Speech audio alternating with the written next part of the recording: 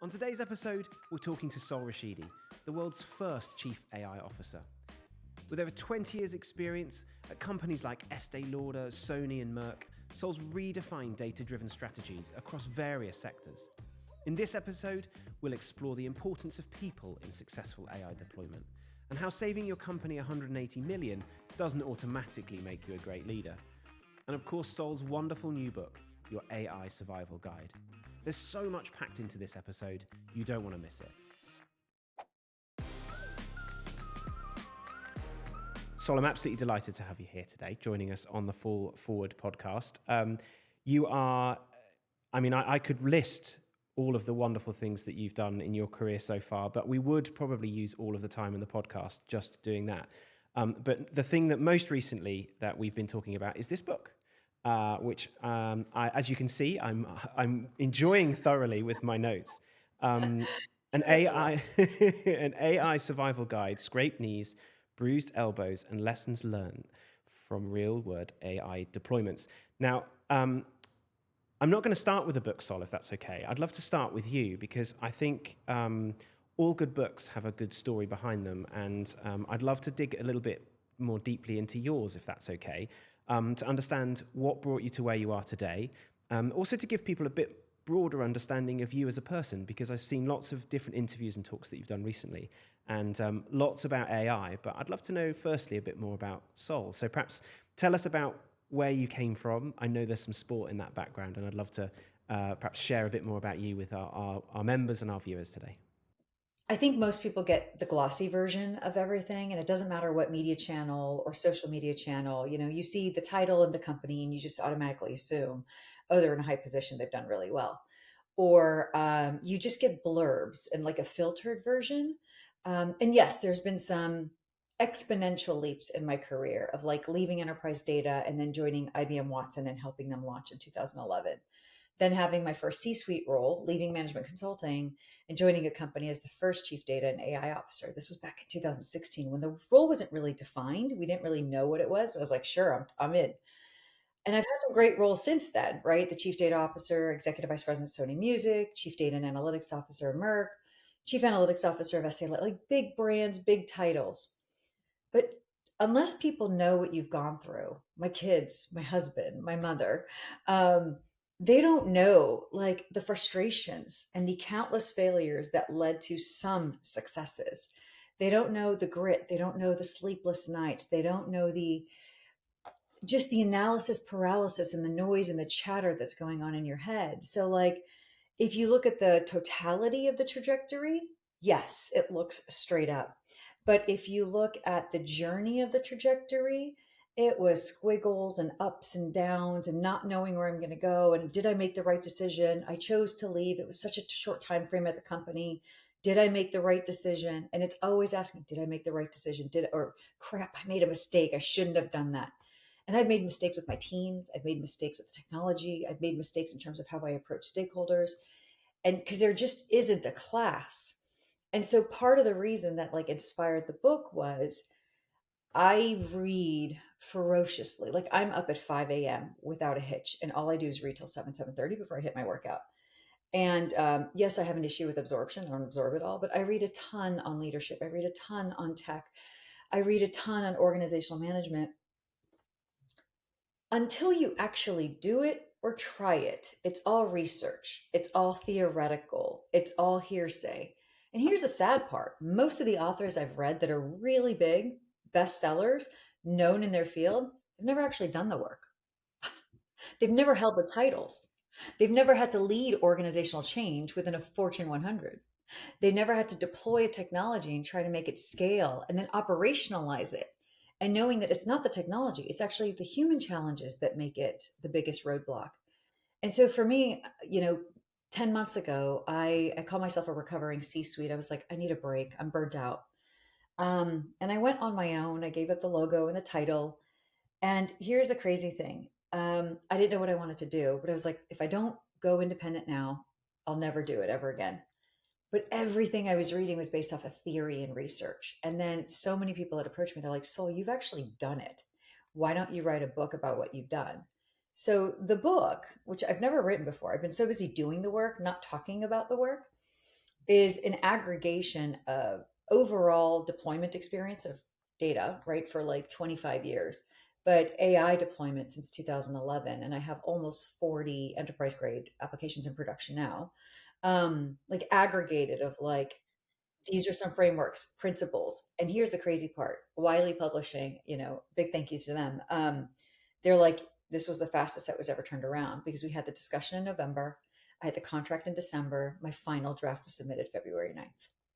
No one has ever read a book that fast. And because it was all here.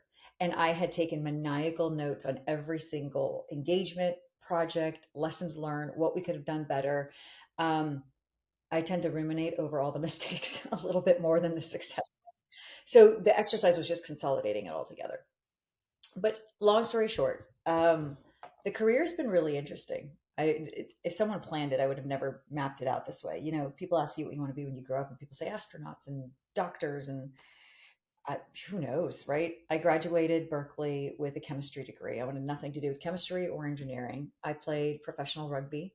I thought I was going to be a professional athlete my whole life. My cleats and my jersey were my logos, my brand, the girls I played with. And then, you get older, recovery takes a lot longer. And I was like, all right, I need a job. I took a job offer that came to me, and it was a data engineer. I was there 6 months, and I'm like, I found my tribe, I found my community. But 6 months in, they're like, you're not allowed to touch a lick of code ever again. You're creating more work for us than you're alleviating work for us. But we do need someone to kind of talk about our work. So your job now is the translation piece. And they didn't say it like that. It's my version of it, but I was the gopher. It's at least what I felt like. They were doing great engineering work, and I understood the work they were doing. I was just horrible at writing the code. Um, my brain just doesn't work that way. And then I would translate it to the business. And then I would sit with the business, and I was fascinated about just their growth initiatives, their strategic objectives. I would learn their KPIs. I would learn about how to run a P&L, how they managed a P&L, and then what they needed and how they had a dependency on technology. And then I would translate what they needed back to my team. They would do the work, and then I would so I became a glorified translator, and I was in between this Venn diagram of business and technology. I didn't realize it was a niche. I just haphazardly took positions. I randomly became MDM certified, then became an SAP Platinum consultant.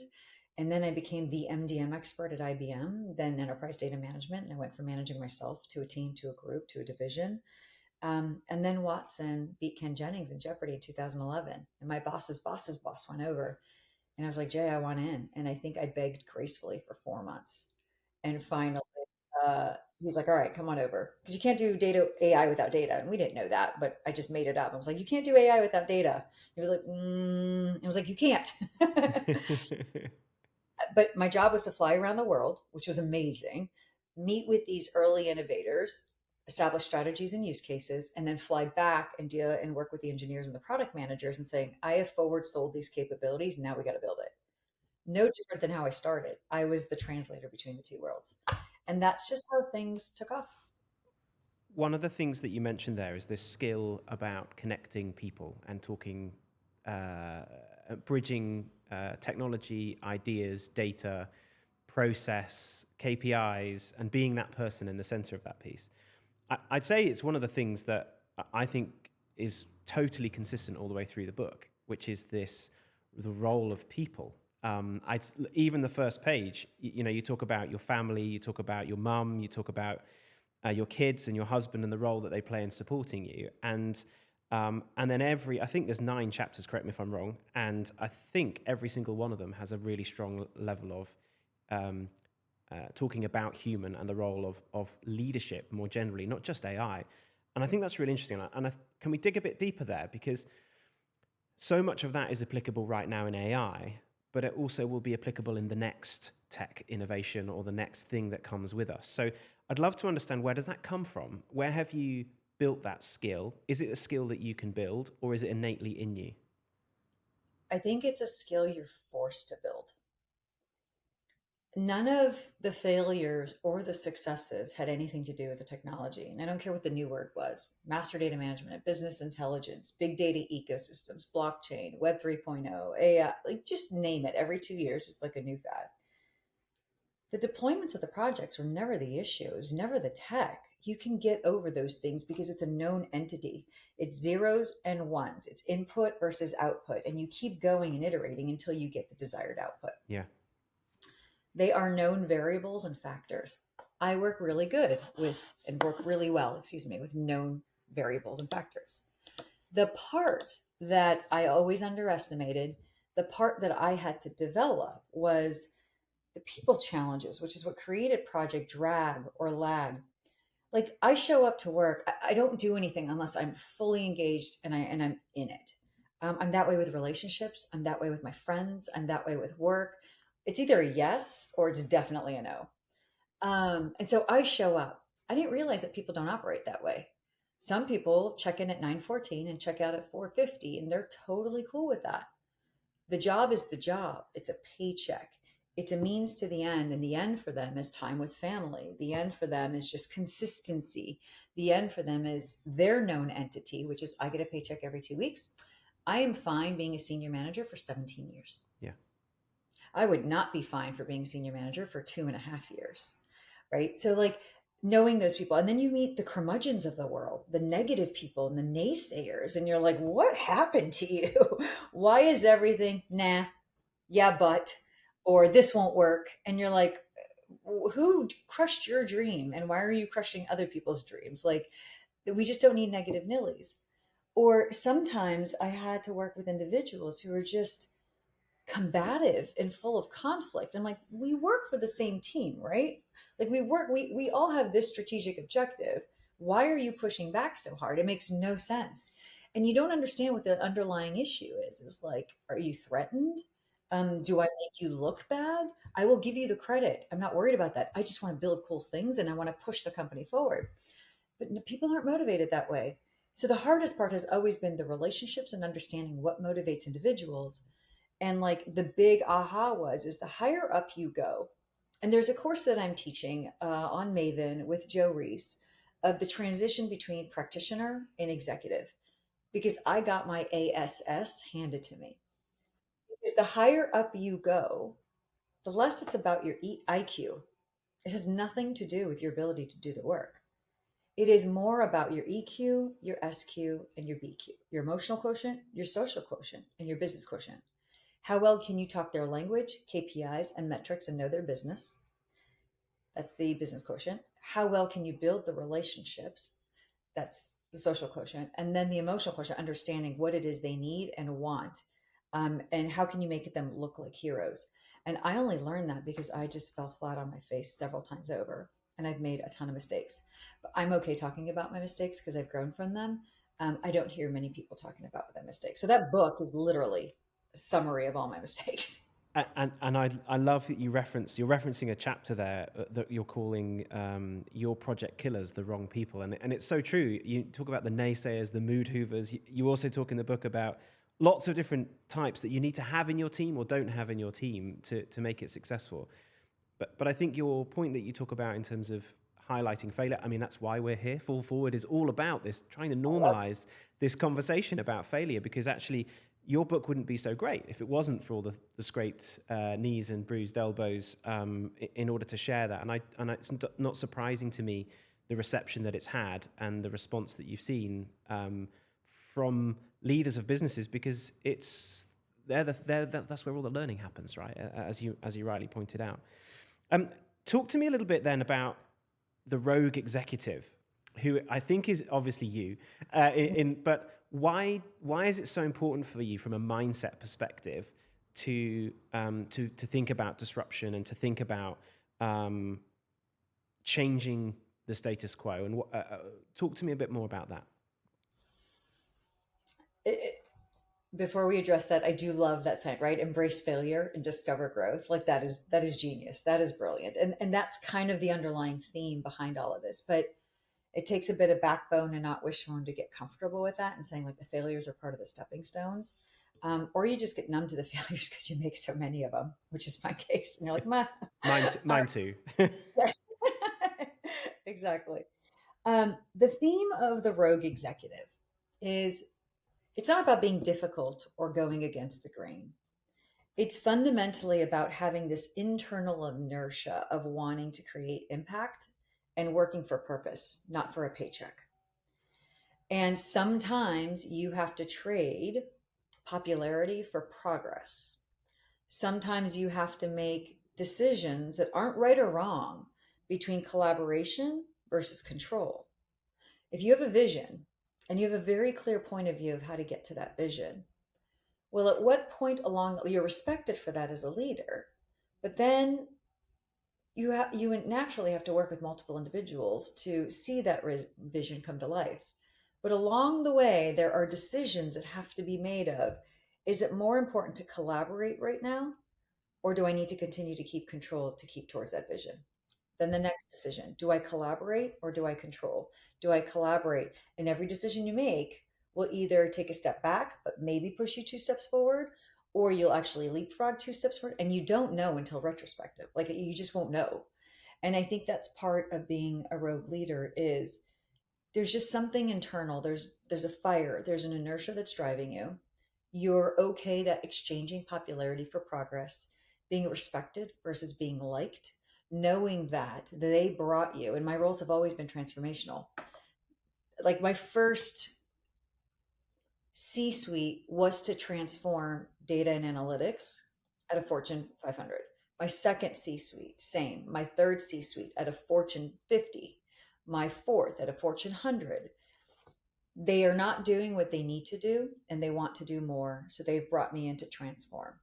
And so by default, transformation requires change. When you want to change, you have to assess and evaluate. Yes, there's vision, mission, strategy, the people and the talent, which is very difficult because now you're dealing with people's lives, the processes, now you're dealing with multiple cross-functional teams. And yes, the technology, but my role has been crazy because I've been the chief data officer, the chief analytics officer, or both. But yet I have to work with the CIO who historically has owned data and analytics and platforms and systems. Sometimes I have a very, very healthy relationship with them. And we're like, there's more work than there are people to go around. So thank God we're working together. And other times they hate me, not because of me, just the fact that my role exists because it's a natural threat to them. Yeah. It just does. So it doesn't matter how nice I am or how much I want to befriend them. They are just bitter that I was brought on board and I report into the business like a president or the CEO, and they don't.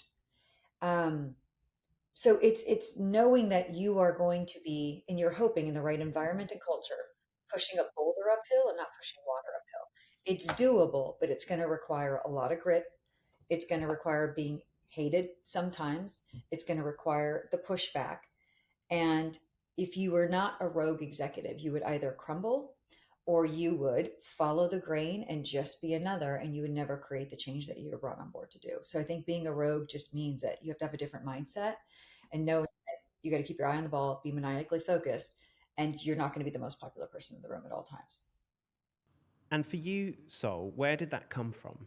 Where did that? Because in the book you talk about the role of sports in your um, maturing, and then the role of a particular person, Coach Doug. Tell us about perhaps the importance of Oh, Doug. the the importance of those foundational years for you, and what that means now kind of bringing that to life in the being a rogue executive in that way you've just described. Success is a horrible teacher. What isn't is consistently being underestimated or not necessarily having wealth or a family name or connections or being physically built for a specific sport that just allows you to excel. I'm the child of immigrant parents. They had money where they were. The Iranian Revolution happened because I'm Persian. They came to the States. All their assets were frozen. My father was a financial analyst. My mother was like the hotshot who worked for like the Pan Am travel agencies. And then they came here. They didn't know the language. They had no assets. My father worked at a valet, driving, parking cars, making tips and quarters. My mother didn't know the language, so all she knew how to do was like change diapers because that didn't require language. So she worked for a daycare. They just survived. And they didn't stop until they could provide a solid roof over our head. And like you see that. They were both just, they had the hustle and the grit in them. And like I'm 5'3.5" on a good day, and I wasn't necessarily born with natural gifts. I was a hairy, ugly duckling because I'm Middle Eastern, and we grow hair at like 4 years old. Like, your 16th birthday, we're getting you laser services. Like, it's a thing. Um, and like, Persian women go through a very, very long awkward period. But thankfully, we sort of blossom out of it a little bit. But like, I was very much a late bloomer. Things didn't come to me like physically or aesthetically like until my late 30s. So when you're consistently underestimated, no one gives you really a chance. If anything, they're like, you're a waste of time. So you have to work that much more. And I remember freshman year, I was your pudgy Middle Eastern girl, didn't have a direction. And my mom's like, you're getting fat. You need to go join a sport, go swim. And I was like, well, I don't know how to swim. And her response was, well, just don't drown. Okay. Okay. Like, fine. It's good advice. I mean, it is Right. pretty good advice. I would take that. Was like, just don't drown. I was like, sure. Okay. So I show up with my like Kmart swimsuit that's like two sizes too big because as immigrants, you don't have enough money. So you don't buy what fits you. You buy what you grow into. Right. So scrunchy in the hair, this like horrible, like just, I couldn't shave because the Middle Eastern parent thing. They're like, no. So hairy legs, oversized bathing suit. And the coach looks at me. She's like, what on earth are you doing here? And I'm like, oh, I'm here for the swim training. She's like, do you know how to swim? I said, I know how not to drown. But she did take a chance. She said, I don't want you disrupting everyone else, but if you're willing to learn, stay in the pool during swim practice, do what they do, but I'm not going to teach you. And I'll stay an extra 20, 30 minutes afterwards. And I will teach you form and structure and everything. It's like, okay. So I was in the pool for 3 hours a day. I honestly think that like I literally have no, not to get TMI here, but no hair on my body because like the chlorine just disintegrated everything because I spent 4 to 5 hours in a pool every day for like 14 years straight to learn. But ultimately, that teaches you work ethic. And then the work ethic teaches, like, oh, I can learn something new. And then when you learn something new, if you have even an ounce of competitive juice in you, we're like, well, I don't need to be the worst. And then, you win your first match, then your first race, and then you get the bug. And I went from not knowing how to swim and being this awkward girl to competing in state championships for butterfly. And then I realized that I do like swimming, but I loved playing water polo because it was a team sport. And I'm definitely more of a team person. I'm not a solo person. Um, but Title IX hadn't kicked in. So if there wasn't a equivalent women's team, you could play on the men's team. So I played on the men's water polo team in high school, which is what made me good enough to play at the collegiate level. But Coach Doug hated it. Like, you're a waste of time. You're slowing everyone down. And like, again, I was like fumbling, trying to figure things out. But I was in the gym lifting weights with the guys. I was doing the swim practices until I would throw up because I was trying to go so hard. But at the very end, he nominated me for the Scholar Athlete of the Year award. Didn't say good job, didn't give me a pat in the back. I found out after I got the award that he nominated me. And it was like he gave me an uncreepy wink, like respects. And that was all that was said. But like he was throwing chairs at me. Like he was livid I even existed. But you just keep going and going. And so I've always been underestimated and I just kept at it. Oh, it just makes me smile hearing that, Sol, I have to say. And thinking about what what Coach Doug would have been looking at in return, and now in your career looking back as a leader, there are times when you probably lead people in the same way to say, actually, to get the best out of Sol, I needed to challenge her. I needed to make her feel like she wasn't good enough, or I needed to. And there's a football coach, one of the most famous, Alex Ferguson, and he's very famous for the way in which he would deal with his different players. A great story about how he dealt with Ryan Giggs versus Eric Cantona. If you're ever interested about how he treated one with love and one with really a very stern hand, and it reminds me of that. And I think it's important for us in terms of creating our frameworks with which to succeed. So it's really lovely to hear that. If I can, Well, I'll there oh, is go on. a gotcha. There is a gotcha on that one, Stephen. Yeah. When you're a leader in the United States, you have to be very careful on how you lead. I grew up in a leadership regime where it was command and control, like in the sense that there was hierarchy that you respected. The senior partner, the manager, the VP told everyone else what to do, and you did it. They said jump, you said how high. There was no, yeah, but I don't think so. There was no open discussion, like none of that stuff. It was very much I would get phone calls sometimes, and I'll never forget this. 2 a.m. in the morning, I was working with IBM. I would get a phone call, one of the partners. I need you to create a deck on supply chain. But Al, I don't know supply chain. Well, Mateo knows supply chain. Do you want me to call Mateo at 2:30 in the morning? Yes, call Mateo at 2:30 in the morning. That's what I'm telling you. Okay. Or we would be on a conference call Christmas Eve. And I'm like, and then it turned the 25th. And then I'm like, hey, Merry Christmas, everyone. And Al would be like, focus soul. I was like, oh, okay. Like, very different regime. And then all of a sudden, I'm put into a leadership position and I'm leading the way I was led. Coach Doug throwing chairs at me, getting phone calls at 2:30 in the morning, thinking that's normal. And all of a sudden, now we're in a much more woke slash sensitive slash hyper aware slash equality slash like environment where the way I was led would have gotten every one of them fired within the first month. Not knowing when the pivot happened, but then it happened. I had to completely reframe how I was actually leading because you get into trouble when you're leading like Ferguson. You get into trouble when you're leading like Doug. You can't actually do that in the United States because you treat one person one way and you treat another and you're doing it differently because you know what's going to get them to tick. But then that's like an instant case of doing what? Selectively treating employees in a different way. Yeah. And that's an HR case. It gets Yeah. really, really difficult in the enterprise and the corporate environment. Like you sneeze wrong, and sometimes you can be pulled into the office and you're like, what was I supposed to do? I just asked him if they were having a boy or a girl because he was taking off for maternity leave for 3 months. And they got offended that I wasn't gender neutral. And all I wanted to do was send a gift basket. Like this was a real incident that occurred. I asked Yeah. them because I have meetings LT plus one. And I'm like, oh, Dan, by the way, congrats. You guys are having a baby. It's an exciting time. Please make sure you take care of, so and so, his wife. I'm like, she's going to have a lot of sleepless nights and her body's going to be in pain. But I'm so excited. By the way, do you guys know if it's a boy or a girl? Now, in my head, harmless question. All I want to do is send a basket. There was a pause. We are not identifying it as a boy or it as a girl. It will choose what it wants to be. I was like, oh, okay, very cool.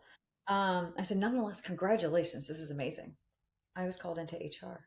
Like, oh, heard you had an incident. I'm like, did I? And then that issue came up. I'm like, how would you have handled that? Are we not allowed to be personable anymore? Because all I wanted to do was know what color to send. But don't worry, I got it. Gray, white, like things like that. So I look at these coaches. I love the coaches. You can't lead that way in the U.S. No, but and I suppose interestingly that was a leadership style probably 20 years ago. Similarly, Alex Ferguson was a successful football coach 15, 20 years ago. Um, it leads us on to an interesting thing of like the evolution of leadership is I think quite closely linked to probably the evolution of the business landscape. And you talk a lot in the book about the pace of change and that it's never been faster than it is today. And I have a theory that's related to the complexity of problems that we have to deal with now compared to the complexity of problems that businesses dealt with 20 years ago that were probably more simple, in which case the hierarchical structure made sense. You listen to your boss listened to his boss. You were dealing with relatively straightforward, simple processes, in which case that worked. It was very much about an efficiency play and scale. Now, the complexity of problems and challenges are broad. Do you think that now is probably one of the biggest challenges for leaders, that speed and pace of change? I think it's a few things. To be honest with you, I always say, I'll give an example. There was a term or a tagline called big data, right back in the mid 2000s. And everyone was talking about big data, big data. And I was like, whoa, what's big data for this retail company is not big data for eBay. They've been dealing with big data for a decade and a half before we all woke up to big data, that volume, variety, and velocity of information that's being generated. So it's always a frame of reference. Like there's always another benchmark. Um, I actually don't think things have gotten more complicated in this macro or micro economic condition. I actually think we have a lot more toys to play with to make things less complicated. Um, you didn't have all the tools. You didn't have all the, we didn't have email for crying out loud until like 25 years ago. Everything was about the phone. So, how do you build scale in an enterprise 50 years ago when you didn't have all the communication means? We didn't have the ability to rapidly respond to issues and risks and catastrophes or complaints, but you still had to scale your operations, right? So, they had to deal with their own challenges for that scale 25, 30, 40, 50 years ago. We have to deal with our own challenges because I think what's happened is two things. We've raised our expectations, and then two, it's Moore's Law. Moore's Law says that with time, things will exponentially get faster versus incrementally get faster, and they have. It doesn't matter if it's semiconductor processing or chip creation or the advent of AI and when we're going to hit it to AGI. It's exponential growth. It's just the reality of things. But I also think that we're a day and age where instant satisfaction and expectations have gone up. My mother would have to go purposely to Mervyn's, Kmart, JCPenney, Albertsons, like all the stores to buy everything for us. We would go shopping when it was school year and do all the shopping in that week. It was an event because you had to corner out time. She had to take time off from work, which meant less pay, which meant we couldn't go out. Like we had to budget. Honestly, as a working mother, there's nothing I can't order online and have it delivered to my house within 24 to 48 hours. But my expectation now is I should be able to get everything 24 to 48 hours. And my expectation is if I'm not satisfied, I should be able to return it for free as well. Yeah. Are you kidding me? Like Nordstrom's got on the map because they had that philosophy. No other retailer had that philosophy, but now it's an expectation. Yes. So I think we've traded off data privacy for conveniences. I think as a result of the conveniences, our expectations have gone up. So we are now dealing with a complicated, I'll put that in air quotes, environment because the pace of change is fast. Our expectations have gone up. And I'm going to add the third thing. Our the arrows of distraction is more than ever. What used to be just a phone and a conversation when I had my Nokia flip phone is now WhatsApp, text, Teams, Signal, Slack, Yahoo. Yes, I still have Yahoo email from 20 plus years ago, Gmail, Outlook, and I have multiple accounts in each. I've got information, and that doesn't include any of the social media channels. Forget LinkedIn, Pinterest, Instagram. And you're getting messages and DMs on those constantly too. You are constantly getting bombarded. And so our ability to focus at a task at hand hasn't been bifurcated or truncated. It's just completely been fragmented because now we have to manage the pace of change, innovation and advents and how it applies to our business, all the different communication styles. We are scattered. And you have to do this while preserving your own health and well being. You have to do this while still maintaining your own identity and interest, while still being a good wife or husband, still being a good child to your parents. If you're not taking care of your parents, still being a good parent. It's impossible to keep up with everything. I think that's why things have gotten complicated. I think I think I so agree with you, and I also really loved my Nokia flip phone back in the day. Life was simpler then, you know. Maybe I'd play Snake for a little bit, and that was fun. Um, but you're absolutely right. The complexity for us and finding the time to do all the things is challenging. I think again, you know, coming back to the book, I think that's one of the things that I really enjoyed about it is that it's very practical in terms of. I love how you found a really nice way of just sharing experiences in a nice, practical way that I felt like I'm no expert in AI. I can tell you that much, and there's enough people who've watched this podcast who will attest to that. But I feel like you in the book there's such a nice way way to access this as a senior leader, whether I'm in a small business or I'm in a medium size or even in a large business. It gives people access and tips and a practical how to get going guide. Was that intentional when you started reading it, or it just happened because of the notes and the experience that you had? I started meeting more and more individuals that were non technologists. And then in all my roles, I work with a lot of the business, the CMOs of the world, the presidents of a brand, the presidents of a label, the head of, procurement, the head of finance. And I realized that my bubble like as a techno-functional individual, because I can oscillate between the two worlds, was very small. Um, my largest effort was always translating what we needed to do and how it was relevant for them so that I could get their buy-in. I didn't realize how much selling there was in the role, and it was a skill I had to develop. But then I started talking to venture capitalists, private equity groups. I met a lot of company through wonderful organizations like the YPO network, where you have these successful CEOs and presidents and chairmen who have businesses all under $1 billion, and they've all done it without technology. It was a good business idea. It was, or not a good business idea, but they never stopped. Marketing, relationships, sales. It was like the old school way. It was like the Arthur Miller school of sales. It was like the old school way of doing it. Um, and I was like, oh my God, how do they feel about this space? Because they're reading it, but they don't really understand it. So I started asking the questions. What do you think of this world? Are you thinking about starting it within your own business? Like there could be marketing agencies that are generating about $250 million. And there's some great, like just great partners. And we're like, how are you guys approaching? They're like, well, we really don't know what it is. So we don't know how. And we can't afford the big, ticket prices of these management consulting firms. So we're just going to kind of wait and see. And I heard about the wait and see strategy by many. And I also heard with all the artifacts and all the books, and like, they still don't really know what it is. So, and then, I'm a geek at heart. So I would read a ton of research papers. I would read, and I was like, well, then I read books and I'm like, well, this is off a theory because I would look to see what positions they held and if they've ever done any of the work. They would write about it, but they've never done the work. So I'm like, how do you write about something you've never done before? So that's when the dots connected of I no longer am part of an enterprise, so I can build my own business and brand and stuff.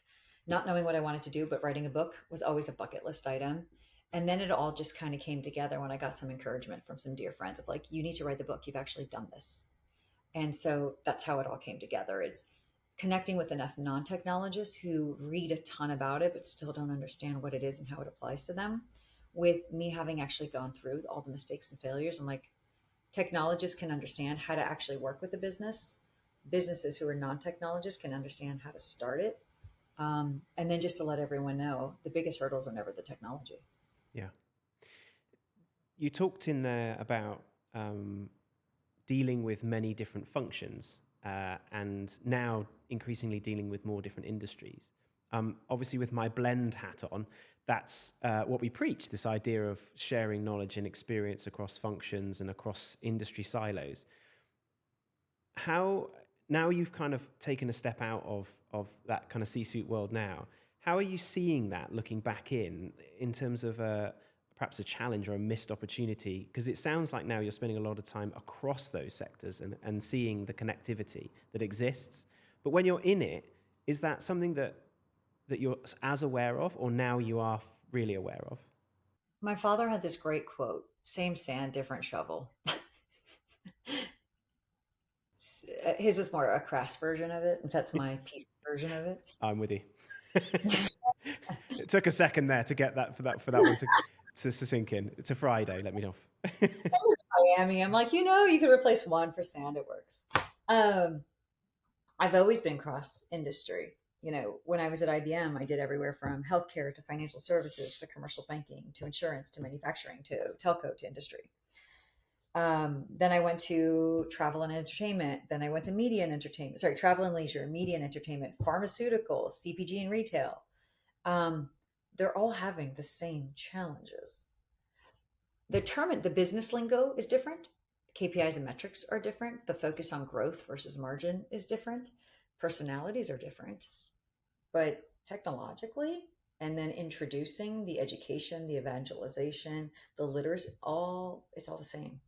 So for me, I've always loved being cross industry because if I'm in an industry that tends to be a bit more of a laggard than an innovator, I can pull in all the experiences from the other industries that aren't front and center, but at least a little bit ahead and share the journey of how we got a little bit ahead. Or if I'm with a tech-based company that's very forward thinking, I get that muscle developed and I know what functioning teams look like versus dysfunctional teams. And so I think having that blend has always helped and always contributed to the roles that I've always played. But fundamentally, they all have the same challenges.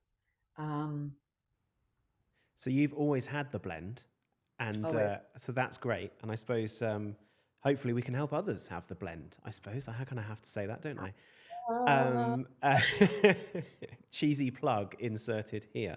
Um, but the theme of the podcast is all about this idea of failure, and I think what's so engaging about the book is that you're so openly talking about where you've got it wrong in order to get it right, and we totally believe in this idea of sharing that failure so that others can learn from that and hopefully make not graze their knees as much as perhaps they will do. Um, I'd love to know, or I'd love to understand from you, perhaps in a time in your career or a particular instant where you really did think, "Oh my gosh, it's really gone wrong here," and perhaps how that then ended up taking you somewhere or leading you somewhere that perhaps you weren't expecting. well, probably my biggest failure led to my greatest success for all the other positions to come thereafter. Because of this one scenario, I completely changed the way I approach companies when I first joined them. And I really put an emphasis on building the relationships before I even do a lick of work. Uh, my CEO had come to me, and he was the one that hired, and said, I want a 360 view of all of our customers. I want to be able to go into a system, type any name, type any customer ID. I want to know who it is, every product or service they've ever purchased from us, preferences, NPS scores. I want to know everything about them. And then I want to give this to customer support. And then I want to give this to so and so and so and so and so and so. So I want you to aggregate all customer data. I want a 360 view. And I was like, all right, easy enough. We went through our forensics and due diligence. We're like, well, customer data is scattered across 76 different source systems, but the ones that matter are really down to 21. All right, we took the data from the 21 source systems. We built data pipelines. We put them into this environment. We called it Zone One. Zone One was really untouched data, but it was a consolidated pool of information. Then we would clean up the data, put it into Zone Two. And then we would really package up the data and put it into Zone Three. And then Zone Three is where the analysts could pluck the information for their reports. It's where the digital team could build services and apps. We created an API and everything was great. But we happened to build a data product as well, where my CEO said, I want to put in any name and every customer and I want all that information. So we built an application where now that we had all this data, beautiful UI, beautiful interface. And I went and spoke to him. I'm like, all right, we're done. Here you go. And he's like, okay, what's my username and password? And I was like, here you go. Okay. And he would just type in a name. And he'd be like, he's like, mm-hmm. And then he would type in another name. He's like, mm-hmm. And then he would type in another name. And he's like, aha, it's not there. And I looked at it and I'm like, that's a fake name. He's like, oh, like, so he was happy, like checkbox. And then because he was happy, my boss was happy. And then that application scaled to all the businesses and the businesses were happy. But here's the thing, part of that rogue executive, part of that grid, I was like, our job wasn't just to consolidate data to just save time and to know more about the customer. There's got to be more insights here. So I changed the playbook for my team and I said, okay, from now on, every Friday, we're going to save 2 hours. We're not going to work on any projects or tasks. We're going to eat our own dog food. The goal is to use all the tools we've built for the businesses and see if there are other ways of using it and new insights that we could generate. There's got to be more than just time savings. That's not why we're here. About 5 weeks in, we had made this discovery that our highest loyalty class that we loved and bent over backwards for, we did that because we thought we were making double-digit margins on them. Yet somehow, our application showed us we were actually losing double-digit margins on them. We're like, okay, the data's wrong. Go figure it out. Shit, we made a mistake. Sorry, SHIT, we made a mistake. No, the data's right. So the data's right. And I'm like, this can't be it. Like we're going from 18% margin to 11% loss. We validated the data. I went to my boss. I'm like, we found something really important. We thought it was wrong. We're validated it. It's not. And he's like, okay, well, in the next EC meeting, bring this up. So in the next executive steering committee meeting, the EC meeting, it was the CEO, CFO, COO, my boss, me, and then the heads of the brands.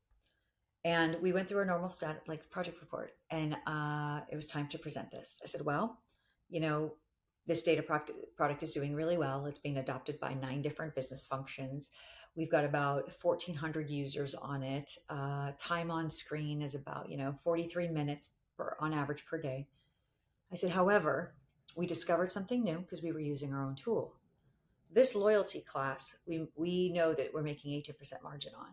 But it turns out that when you combine the revenue management system with the customer service systems, which historically have never been integrated. So the customer service team in Tallahassee, that system doesn't talk to the customer service team in Wichita. That system doesn't talk to the customer service team in Tacoma. That customer service system doesn't talk to the system in Jacksonville. They weren't connecting, but when we put in an aggregated customer service data with the revenue data, we found out that this loyalty class, I don't want to say they were gaming us, but they would call and complain and they would get free drink tickets. They would call and complain and they would get free dinner tickets. They would call and complain and they'd get a free adult pass. They would call and complain and they would get free children's pass. So they would call all 5 call centers and get something comped. When you aggregated the value of the comps with the revenue we were making, we were losing 11% per passenger. I presented that. The CEO gets up, like gives me a hug. This is why you're here. Amazing. Good job. Can't wait to hear more. My boss left and he's like, really good job, right? Neutral tone, fact base, great job. So I was packing my bags and like I had the 3 brand presidents. And I mentioned to one of them, I was like, hey, I'll see you in the meeting in a few hours. Is there anything in particular you want to discuss today? And he looked at me dead in the face. He's like, consider yourself disinvited from all meetings moving forward, you and your team. And then my calendar got clean. Well, what had happened? I surprised the business. I threw egg on their face.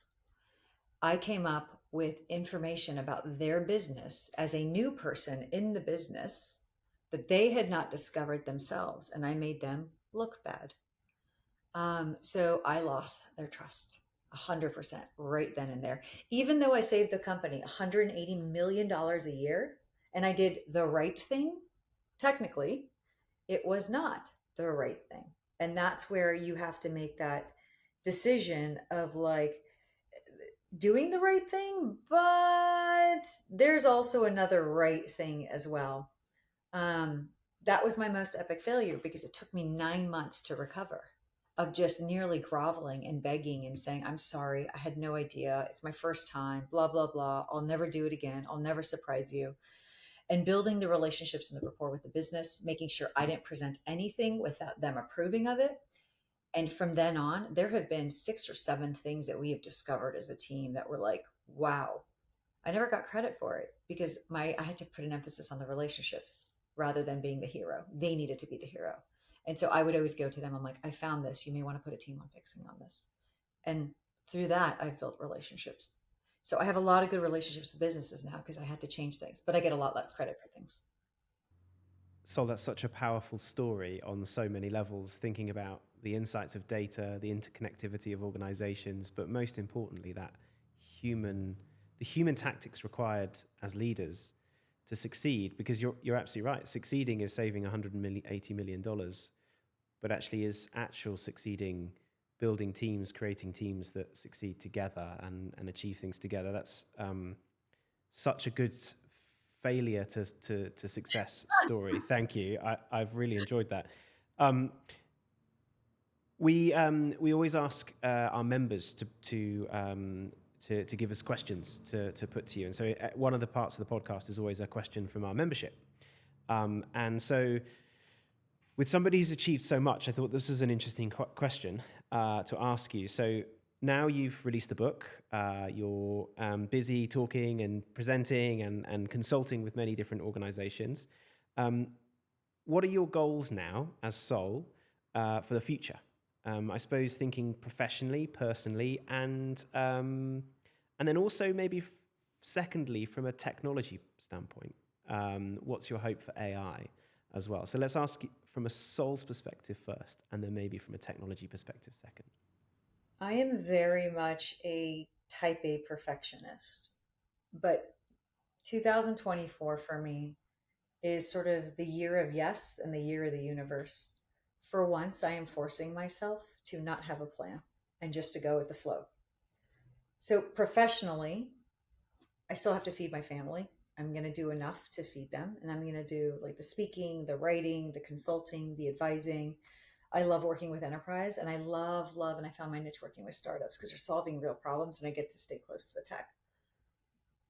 I absolutely have no idea what the plan is, except all I know is whatever I do, I just got to level up for the next endeavor.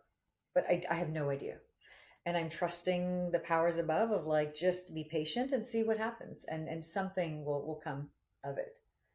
Personally, whatever that may be, I need to put in better discipline of blocking out time in my calendar where nothing is scheduled so that I could go for a walk, so that I could reflect on the day, so that I could actually do my writing piece because I am horrific at managing my calendar. And like when I was at Enterprise, it was not uncommon to have 18, 30-minute meetings. And the oscillation of topics, audience levels, strategic versus tactical, board of directors versus status updates on the data engineering pipelines was massive. And so I've gained elasticity, but I've lost the ability to absorb things because I don't sit in any one topic long enough. So personally, it's building time in my calendar for reflection and for walks and to drop off my kids at school or maybe pick them up when I'm not traveling. In terms of I think I'm not going to be egregious about it. It's impossible to keep your finger on the pulse with everything that's going on. But just to continue to stay practical about it, not struggle with FOMO and this massive sense of urgency, we're going to be fine. Like I'll do my due diligence, we'll be deliberate. I'm going to help companies, but you're not dying tomorrow if you don't do it right now. And just calming down about the pace at which things are going. Um, so I would say those are the three things: letting the universe take its course, building in time so I can spend time for myself and the family and not over indate my calendar like I've always done it, and then not struggling with FOMO with AI. I think all three of those things I think I should listen to Sol for sure. Looking at my diary, I feel your pain, but um, I, I like the thought around putting good things into the universe and they'll come back to you. I've always believed in that personally as well. So I fully believe and I can see the success that you're having in your year of giving to the universe and receiving and all of those things are heading your way in droves of, of positivity, I can tell. Um, Last question for us is we always ask our guests on the podcast for a recommendation, something that you would share with listeners or members to say, this is something that I found real value in. It could be a book, it could be a product, it could be a holiday, it could be, frankly, anything, but something you'd recommend. Ooh, I like that. This is going to sound really dumb and trivial. Um,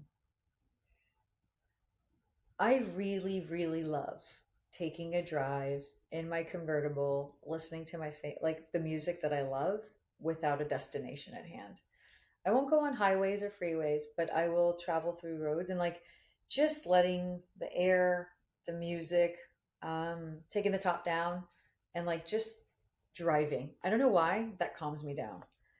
If that's not an option, if you don't have a convertible, for some reason, I find mountains very calming. Just even taking walks or hikes, it just grounds you. And I think anything that you're able to get grounded on, it could be a walk on the boardwalk, it could be a hike in the mountains, it could be that drive with the top down. Just re-feeling your surroundings, I think is super beneficial. It just puts things into perspective. 100%. And what's the first song on the radio? Well, I'm a big EDM fan. I don't know if a lot of people love like I don't like electronic music or like deep like, house. But I do love EDM music. So like my favorite DJs and I'll just put it on and go. Good vibes in the sun, driving with the wind in your hair. What more can you ask for? Yes. Yes, you get it. Sol, thank you so much for being with us today. I cannot recommend more highly, if you haven't already, get yourself a copy of Sol's book. It's not just really helpful, but actually a really enjoyable read. So thank you for that, Sol. And thank you for being so generous with your time and your support of what we're building here at Blend. You are one of the nicest people I think I've met on my journey in the professional world. And I can't wait to see where the next few years of your career go. And we hope we can still be part of it as we move through that journey. So thanks, Sol. You know, I'm a big fan of Blend and the events that you guys put together and what you do for people. So, yes, I've already recommended you to quite a few folks actually, and the organization and the community. Even that event in New York City, I was like, wow. And you know, I've been a part of a lot of groups and organizations and stuff like that. You guys really are unique. You've found the right formula. Make sure you subscribe to the 4 Forward channel so you don't miss any new episodes. I'll see you soon.